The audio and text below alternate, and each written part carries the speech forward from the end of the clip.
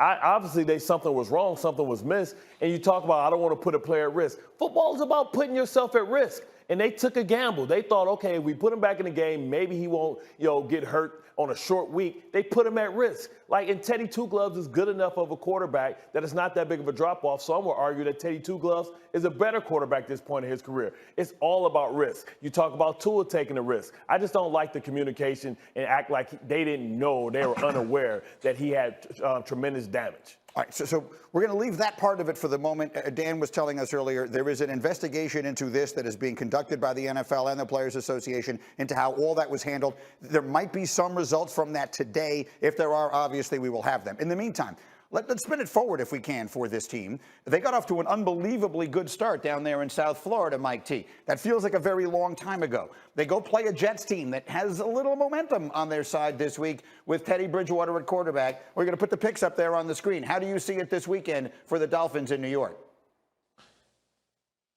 I like the Jets. It should be a close, low-scoring game. You have two teams that have really good front sevens. Two teams whose each respective offensive line is dealing with a lot of injuries. And because the Jets are at home, and look how Zach Wilson drove their team in the fourth quarter against Pittsburgh on the road. I just like Zach Wilson a little bit more than Teddy Bridgewater in what should be a low-scoring game. Dan Graziano, your face, folks at home couldn't see it, but you were quite stunned to see all that green on the screen. I did not think I'd be alone with this pick, that's for sure. Look, maybe I haven't thought enough about this game. I do like the Jets more than I think a lot of people do this year in terms of their roster and the caliber of players they have. I think the Dolphins have a little bit more. You're close to the situation, Bart, with the Jets. A lot of this is an energized fan base. Believe me, I hear from them every single day. This would be a big win for the Jets. Last week was a big win. This game against this division rival that has got off to this very hot start, even without their quarterback, this would feel like a real affirmation of what the Jets are doing if they pull it off on Sunday. Oh, yeah, you talk about bringing some of those receipts and starting to cash them in and ask for the rebates back. You talk about, Sauce Gardner, DJ Reed. I think really we don't talk about this duel at the cornerback position. I think they match up well. Yes, of course, they don't have the speed to keep up, but I think the fact that Miami doesn't particularly run the ball well allows this front seven to stop the run with a light box, allows them to apply a lot of their resources. And then Zach Wilson, right, really starting to come of age and really started to show that some of the offseason work he did with his receivers are starting to pay dividends in the communication that he could potentially be a franchise quarterback. He showed it in Pittsburgh, a tough environment. I'm curious if Miami starts to use the running backs a little bit more with Teddy there, because they did invest in that position in the offseason, and they're paying those guys a lot of money. I'm curious to see if they change a little bit. Let me take a quick time out here. We're going to change the subject completely. New York Jets running back Breece Hall is with us now. Good morning.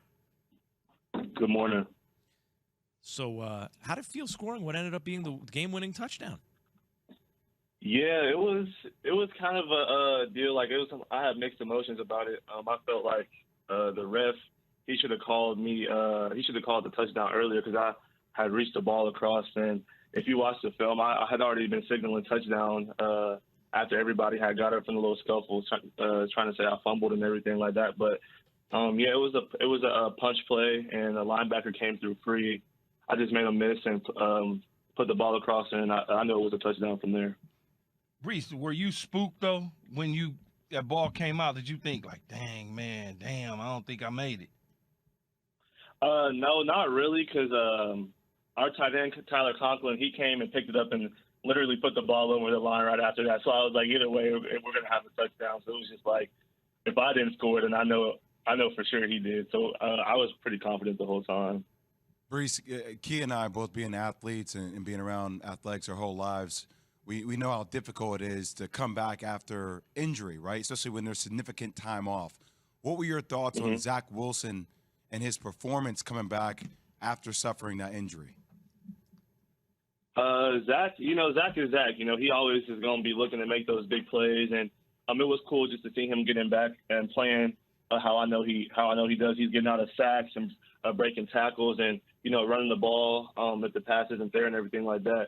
Obviously, we knew he was going to be a little rusty. It's his first game back, and he hasn't been seeing a whole bunch. So we just really had to, as an offense, we really had to take another step up just to help him out more. And I feel like as running backs, we prided ourselves on that as well as kind of just being a human eraser for him. If he If he might not know where he wants to go with the ball, you know, he can throw us a check down and we're going to get yards with it, just that type of thing.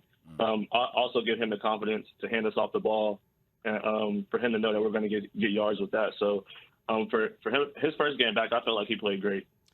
Brees, you're talking to Brees Hall, running back for the New York Jets, of course. You're on Keyshawn J. Willimax, ESPN Radio.